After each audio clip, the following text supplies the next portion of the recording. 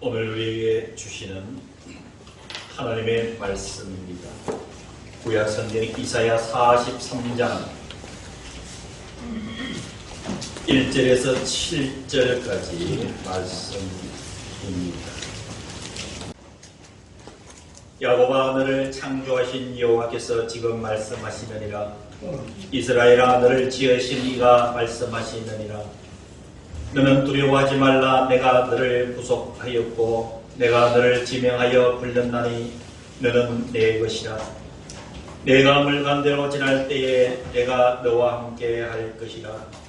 강을 건널 때에 물이 너를 침몰하지 못할 것이며 내가 불 가운데로 지날 때에 타지도 아니할 것이요 불꽃이 너를 사르지도 못하리니 대저 나는 내 여호와 내 하나님이요 이스라엘의 거룩한 이요 내 구원자임이라.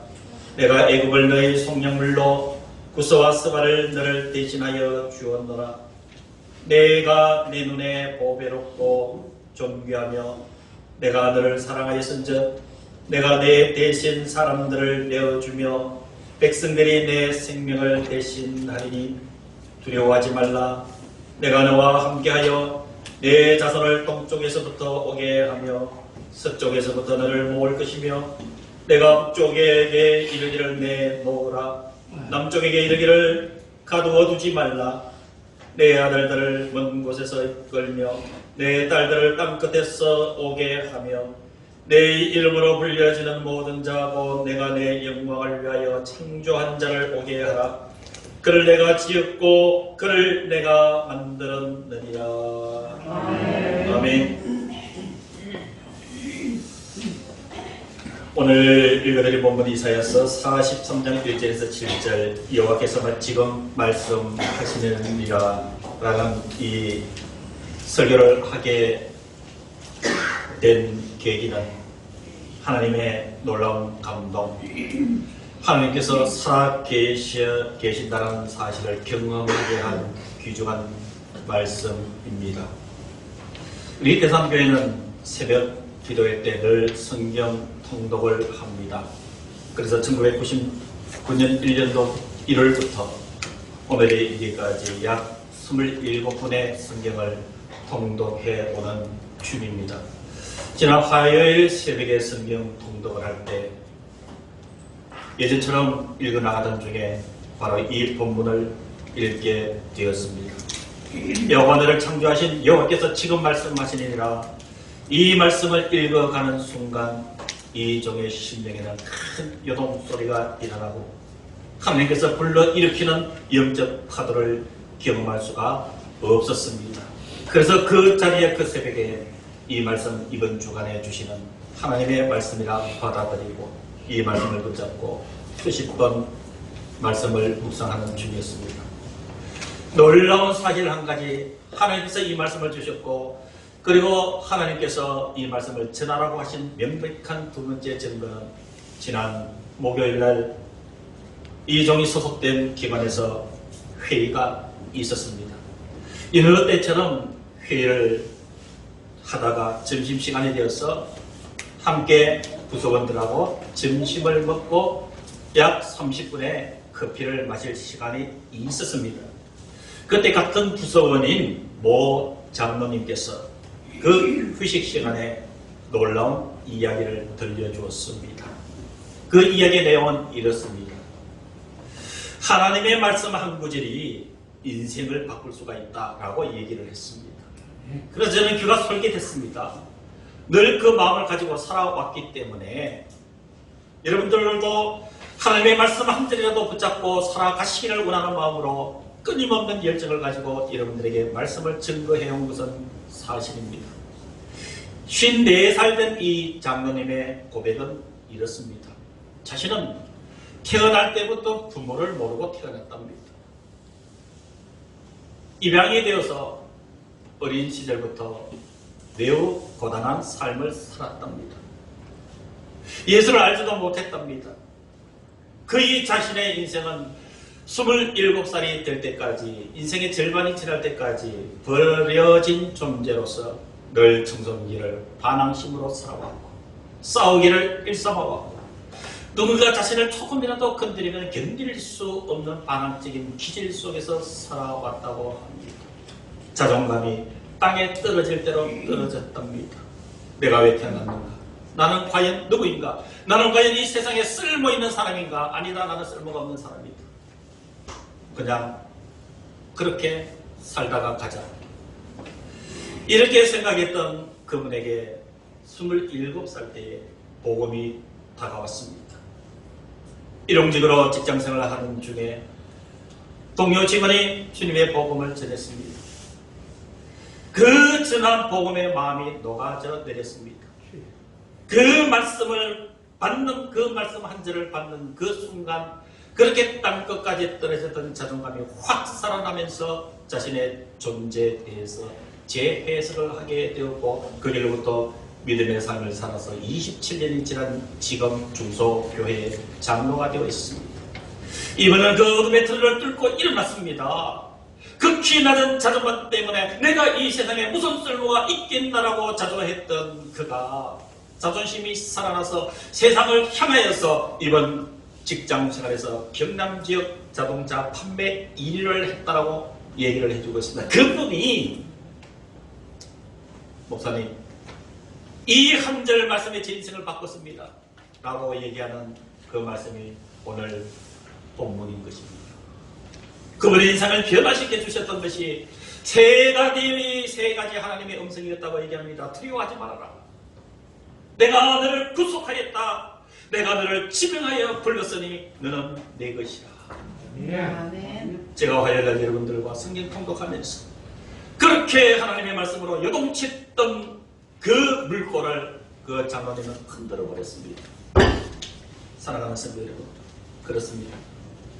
하나님의 말씀 한 구절에 죽을 사람이 살아나고 하나님의 말씀 한 구절에 자존감이 떨어져서 땅에 떨어져서 인생을 아무렇게나 살던 사람들이 의미 있는 삶으로 변화되는 그것이 여러분 하나님의 말씀인 줄로 믿습니다. 아멘. 이제 그 말씀을 여러분들에게 전하려고 합니다. 이 말씀이 여러분들에게 능력이 되고 은혜가 되고 복이 되시기를 주의 이름으로 축원합니다. 아멘. 하나님께서 지금 저와 여러분들에게 이렇게 말씀하고 계십니다. 1절을 보시기를 바랍니다. 여호와 너를 창조하신 여호와께서 지금 말씀하시니라. 여호와께서 지금 말씀하시니라. 하나님께서 지금 말씀하고 계신다는 사실을 기억하시기를 간절히 기원합니다. 이스라엘아 너를 지으신 이가 말씀하시느니라. 여러분 이 말씀을 받는 실제적인 대상은 이스라엘 백성들 즉 야곱의 후손들입니다. 여러분 중요한 것은 이 히브리어 원어에 보면은 1절에 야곱아 너를 창조하신 여호와께서 지금 말씀하시니라 하고 야곱아라고 부를 때에 우리 한글 성경에는 한 사람 야곱이라고 부르지만 원어 성경에는 야곱과 너의 후손들아 이렇게 부르는 것이. 사랑하는 성도 여러분, 저와 여러분들 누구의 후손일까요? 여러분 우리가 혈통적으로 저와 여러분들은 다 조상들을 모시고 살고 있지 않습니까? 그러나 여러분 넓은 영적인 이 안목에서 본다면 저와 여러분들은 하나님의 백성이고 아브라함의 후손이고 그 아브라함의 아들이 이삭이고 야곱이지 않습니까? 그래서 야곱과 그 후손이라고 하나님께서 부르신다면 저와 여러분들에게 하시는 말씀이기를 여러분 기억하시고 이 말씀을 받으시기를 바랍니다. 여호와께서 지금 말씀하십니다. 살아계신 하나님께서 말씀으로 지금 여러분들에게 다가오셨습니다. 여러분 이 말씀 받으시면 인생이 변화됩니다. 분명 그것을 믿으시기를 주의 이름으로 축원합니다. 이스라엘아 너를 지으신 이가 말씀하시니라. 너는 두려워하지 말라고 말씀해 주고 있습니다. 두려워하지 말아라. 여러분 이 두려움에 대한 문제는 올해만 해도 제가 3번이나 설교를 했습니다. 이 두려움의 문제는 우리 인간이 극복해야 될 중요한 문제인데 잘 극복되지 않기 때문에 힘이 들다라고 말씀을 드렸습니다. 여러분 이 두려움은 여러 방향, 여러 사건, 여러 모양으로 우리에게 다가옵니다. 이 역사적인 모든 소용돌이들도 우리에게 두려움으로 다가올 수가 있습니다. 작게는 내 삶의 어떤 문제가 두려움으로 다가올 수도 있습니다. 아니면 공동체가 가지고 있는 어떤 공유된 감성들도 이런 두려움으로 다가올 수가 있습니다. 나의 약한 질병, 어떤 물질의 문제, 사는 문제, 미래에 대한 불안감, 여러 가지들이 여러분의 인생과 공동체를 두려움으로 이끌 수가 있습니다. 그런데 하나님께서 지금 말씀하십니다. 두려워하지 말아라. 하나님께서 두려워하지 말라고 할 때는 분명한 이유가 있습니다. 막연하게 두려워하지 말라고 절대 성경의 어느 곳에서도 말씀하지 않고 있습니다. 여러분 이 이사야서 41장 10절에도 여러분 잘 말씀 아시지 않습니까? 두려워하지 말라, 놀라지 말라. 이유는 내가 너와 함께 합니다. 하나님께서 왜 두려워하지 말라고 했을까요? 첫 번째가 1절 하반절 여러분 성경을 보시기를 바랍니다. 내가 너를 구속하였다. 내가 너를 구속하였다. 그래 먼저 앞에 말씀드렸던 그 장로님이 첫 번째 이 말씀에 자존감이 확 살아납니다. 나 아무것도 아닌 줄 알았는데 야 내가 이렇게 귀한 존재로구나. 내가 이렇게 귀한 사람이구나. 여러분 여기서 구속하다라는 단어가 중요합니다. 가알이라고 하는 단어를 써요. 히브리어로 가알. 가알이라는 단어의 원뜻은 대가를 지불하고 사다라는 뜻이에요. 대가를 지불하고 사다. 상행위를 얘기하는 거예요. 내가 어떤 물건을 대가를 지불하고 그것을 내 소유로 삼는다는 얘기예요. 그러나 이것을 가알이라는 단어를 영적으로 접근하면 여러분 이 정도의 무게가 아닙니다. 무슨 의미냐면은 여러분 먼저 여러분들에게 한번 묻겠습니다. 여러분 세상에 가장 비싼 사람이 누굴까요? 값이 가장 비싼 사람은 누굴까요? 예수 그리스도를 통해서 구원받은 하나님의 백성이에요. 따라하십시오. 내가 하는데 왜 다른 사람 쳐다보셔요? 자신을 바라보십시오. 나는 세상에서 가장 비싼 사람이다. 아멘. 자, 이제 증거를 보여줄게요. 가알이라는 얘기는 뭐냐면 저와 여러분들 죄 가운데 빠져 있었습니다. 죄 가운데 빠져 있어요. 이 죄 가운데 빠져 있다면 결과는 뭐예요? 결과는 사망이요? 지옥이잖아요. 여러분 이렇게 되면은 우리 인생에 큰 문제가 되지 않습니까? 그런데 여러분 세상에서 이 죄의 문제를 해결하려고 노력했던 철학, 사상, 종교 너무도 많았어요. 되질 않았어요. 차라리 이 죄의 문제, 심각한 죄의 문제를 내가 억만금을 들여서라도 해결할 수 있다면 내가 가지고 있는 재산 들여서라도 이 문제를 해결하고 싶다. 이렇게 말하는 역사적인 사람들이 많이 있었습니다. 그런데 안 되는 거예요. 왜요? 하나님, 전능하신 하나님께서 못을 딱 박아버렸어요. 그런 것들로 이 인간의 죄는 해결할 수가 없다. 그래서 이제 여러분 자신을 바라보시기 바랍니다. 자신을. 내가 왜 비싼가? 내가 죄인이었어. 내가 죄인이었어. 이 죄의 문제 감당할 길이 없어요. 그것을 바라보신 하나님께서 육신의 몸을 입고 내려오셔서 내가 너를 대신하여 내가 죽겠다. 그래서 예수님이 십자가에서 달려 죽으심으로 우리를 새 생명으로 사신 것, 그것이 가을이에요. 가을. 대가를 지불했는데 돈이 아니에요. 세상의 것이 아니에요. 하나님이신 예수 그리스도의 그 육체, 그 몸, 그 생명을 나를 당신의 백성으로 사시기 위해서 거두어준 그 은혜.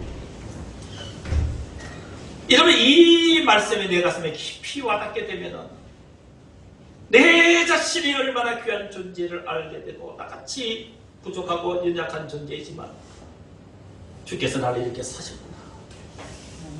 그때부터 내 자존감이 올라가게 되는 것입니다. 나를 바라보는 시선이 달라지고 세상을 바라보는 시선이 달라지는 줄로 있습니다. 하나님 계속 이어서 말씀하고 계십니다. 왜 두려워하지 말라고 얘기할까요? 1절 하반절에 내가 너를 지명하여 불렀다. 내가 너를 지명하여. 저는요, 이 어린 학창시절에 가장 싫었던 것이 영어와 수학 시간이었어요. 영어와 수학 시간. 전에도 말씀드렸습니다만 운동을 하다 보니까 공부를 잘 못했어요.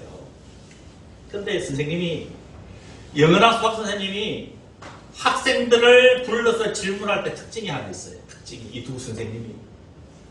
야, 몇 번 이거 풀어라 이러면 될 텐데, 야, 누구야 이 문제 풀어라 이러면 될 텐데, 제가 전교에서 키가 제일 컸거든요. 그래서 야, 키 제일 큰 놈 나와서 이 문제 풀어요. 그러니까 저는요, 영어 시간, 수학 시간 되면은 그 선생님에게 지명될까봐 하루 종일 소원이, 학교 갈 때 소원이, 하나님, 저 오늘 수학 시간 있는데 제발 제 지명하여 부르지 않게 해주십시오. 이런 지명은 마음이 좋습니까? 안 좋습니까?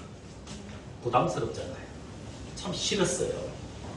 근데 이 지명은 달라요. 이 지명은 하나님께서 지명하여 부른다니, 내가 너를 지명하여 부른다니, 여러 사람 중에서 이름을 지목해서 불렀다는 얘기예요. 이름을 지명해서. 하나님 앞에 여러 사람들이 지나가는데, 예, 지나가. 세금인데, 하세금, 너 내 백성이야. 지나가 이러는데, 누구는 내 백성이야 하고 딱딱 집어서 불러주는 거예요. 많은 사람들이 이렇게 지나갈 때, 미나 하고 불러서 딱 세우는 거예요. 유영이 하고 딱 불러서 세우는 거예요. 그게 제 이름이 걸렸다? 안 걸렸다? 딱 지명됐더라고요. 여러분, 지난주에도 말씀드렸다시피 2021년도에 인구 통계 센서스에 보면은 세계 전체 인구가 80억, 즉 정확히 하면 79억 조금 넘어요. 그 사람 다 예수 믿습니까? 안 믿습니까? 안 믿니다. 여러분, 창원시에 교회 다니는 사람 몇 프로인지 아세요? 100만이잖아요. 8%입니다. 8%. 창원시의 100만 중에서 8%는 교회 다녀요. 적어도 창원시에서 저와 여러분들 10대의 경쟁을 뚫은 사람이에요. 누가 뚫고 주셨어요? 사람들 지나가는데, 너 이리 와, 너 이리 와, 너 이리 와. 이러면 이것은 우리 인생을 바꿀 수 있는 놀라운 하나님의 선택에 들어간 줄로 믿습니다. 그러면 하나님께서 왜 지명하여 불렀겠습니까? 수많은 사람들 지금 착착착 지나가는데 하나님 우리를 부르셨어요. 물론 저와 여러분들이 전도를 왜 합니까? 지나가는 이 사람도 하나님의 선택을 받게 하기 위해서 복음을 전하지 않습니까? 이건 별개의 문제예요. 그러면 하나님께서 왜 두려워하지 말라고 얘기하셨을까요? 내가 너를 구속했기 때문에. 그리고 내가 너를 지명하여 불렀다. 왜 여러분 구속해서 지명하여 불렀을까요? 너는 내 것이라. 너는 내 것이라. 하나님께서 너는 내 것이라 했을 때는 여러분 소유의 개념인 줄로 믿습니다. 여러분, 살다 보면 어떤 물건들을 사게 되지 않습니까? 사게 될 때에 여러분 아주 뭐 값싼 것, 이 돈이 많이 들어가지 않는 것도 귀한 건 많습니다. 근데 거의 대다수 이 살아가는 통념상 보면은 돈을 많이 들여서 사는 것들이 이런 귀한 게 간 겁니다. 귀하게 유기죠. 여러분 한번 해보십시오. 한 돈에 1,000몇백 원 하고요. 지금 3.75 한 돈에, 이 한 돈에 순금 99%는 지금 30만 원 넘어요. 그거 사서 이렇게 바라 그러죠. 바이를 사고 놓고 한번 쳐다보세요. 어느 게 더 귀한가? 어떤 게 더 귀한가요? 네? 또 이 와중에 또 무슨 얘기인지 모르시고 은이 더 귀하다는 표정으로 지금 보시면 없겠지요? 금이 귀하잖아요. 왜? 귀하고 비싸니까. 여러분, 이게 보통 우리 사회에 형성된 통념이에요. 근데 이 말씀을 왜 드리냐면은 하나님이 독생자 예수 그리스도를 십자가에 희생시키면서 우리를 사셔서 너는 내 것이라고 했어요. 내 것이라. 그러면 하나님이 보실 때에 우리가 귀할까요? 안 귀할까요? 이건 말할 수가 없는 거죠. 그래서 여러분, 하나님이 너는 내 것이라 할 때는 여러 가지 보장된 것이 있습니다. 하나님께서 저와 여러분들을 내 것이라 할 때는 책임지겠다는 뜻입니다. 책임지겠다. 하나님이 책임지겠다. 사랑하는 성도 여러분, 여러분들을 향해서 하나님께서 이렇게 말씀하고 계십니다.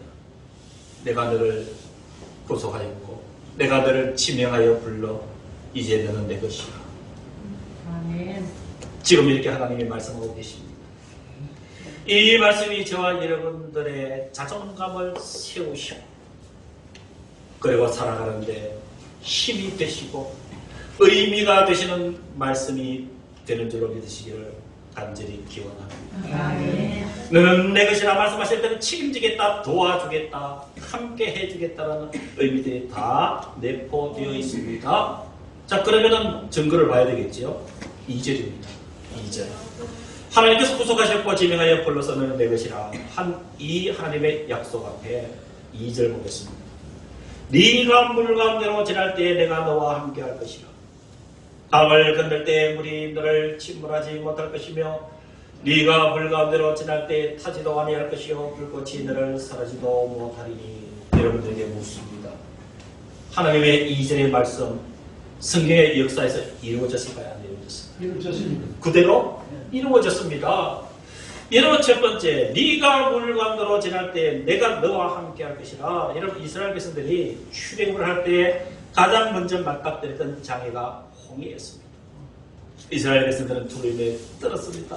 어떻게 할 줄 몰랐습니다. 그때 하나님께서 지도자 모세에게 말씀 주셨습니다. 하나님은 모세를 통해서 이스라엘 백성들에게 이렇게 말하라고 얘기를 했습니다. 여호와께서 너희를 위하여 싸우시니 너희는 가만히 있을지어다. 출애굽기 14장 14절에 하나님께서 말씀해 주셨습니다. 하나님께서 그 말씀대로 이 모세가 홍해 바다를 내리치니 홍해가 갈라져 육지와 같이 되었더라. 이스라엘 백성들이 육지처럼 지나갔더라. 이 말씀 그대로 이루어졌습니다. 사랑하는 성도 여러분, 실제적인 역사의 배경은 그때를 이야기를 하지만 우리가 영적으로 접근하면 우리가 살아가는 데 있어서의 우리를 가로막고 있는 장애물들을 지침하고 있습니다.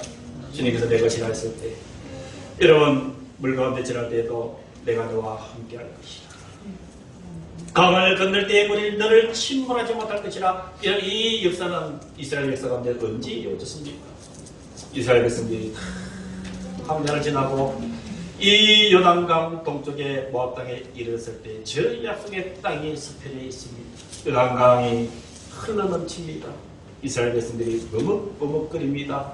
여러분, 그 백성들에게 장애물일 수도 있고 저와 여러분들의 인생에도 장애물일 수가 있는 것이 그 요단강일 수가 있습니다. 하나님께서 제사장들에게 법궤를 매게 하였어. 이 요단강을 건너할 때에 하나님의 법궤를 맨 제사장이 그 요단강에 발이 닿는 그 순간에 요단강이 갈라져서 이스라엘 백성들이 다시 빛처럼 가나안 땅을 향해서 나갑니다. 사랑하는 성도 여러분, 저와 여러분들의 삶에도 아이든 학생이든 청년 세대든 중년이든 노년 세대든 이러한 장애물로서의 요단강이 가로막힐 때가 있습니다. 그러나 사랑하는 성도 여러분, 믿으시기를 바랍니다. 네. 하나님께서 여러분들을 구속하여 주셨고 지명하여 불러서 내 것이라 하신 존재들이 바로 여러분들입니다. 아멘. 그러하기 때문에 여러분들 다 책임집니다. 세 번째 한 가지는 네가 불 가운데로 지날 때에도 타지도 아니할 것이요 불꽃이 너를 사라지도 못하리니. 여러분, 이 말씀의 약속은 언제 이루어졌습니까? 바로 바벨론의 포로로 잡혀가 있던 사드락과 메삭과 아벤느고는 잘 아실 거예요. 20m 되는 금신상을 세워놓고 이 바벨론 왕 느부갓네살이 이 신상에 지나지 않는 자는 모두 다 타는 풀불에 집어 죽이겠다 했습니다. 이 바벨의 세청 하나님, 저희들이 이 신앙을 지키기 위해서 저 우상에게 절하지 않고 하나님만이 참 하나님이시기 때문에 절을 할 수가 없습니다. 우리가 풀불에 던져진다 할지라도 하나님께서 우리를 그 불 가운데서 살리실 것이지만 그리하지 아니하기 하나님 우리를 살려주지 않았습니다. 우리는 하나님을 배반하지 않겠습니다. 7배나 뜨겁게 활활하는 불목불에 대노한 이 바벨론의 느부갓네살이 사드락과 메삭과 아벤느고를 불 속에 집어넣었을 때 그얼음 하나 생기지 않아요. 머리털 하나 상하지 않아요. 옷깃 하나 상하지 않은 그 여사 여러분 잘 아실 것입니다. 여러분, 그것이 그들에게만 있을 법한 이야기일까요? 저와 여러분들, 너는 내 것이라 지칭하신 예수 그리스도의 십자가의 그 은혜로 구원받은 저와 여러분들 이렇게 귀하게 여기시고 이렇게 사랑하시기 때문에 우리에게 말씀하시는 그 말씀 믿으시기를 바랍니다. 아멘. 오늘 말씀에 결론을 내립니다. 사랑하는 성도 여러분, 우리가 예수를 믿어도 고난받을 수 있습니다. 우리가 예수를 믿어도 시험 받을 수가 있습니다. 그러나 이런 세상 사람 사는 사람과 다른 게 뭐가 있을까요? 고난 받을 수 있습니다. 시험 받을 수 있습니다. 그러나 그 고난 중에서도 이길 힘을 주십니다. 아멘. 시험을 당해도 피할 길을 주시는 분이 우리를 사랑하시고 나를 위해서 죽으시고 너는 내 것이라 불러주신 그분 하나님의 음성 지금 여러분들에게 말씀하고 계시는 중입니다.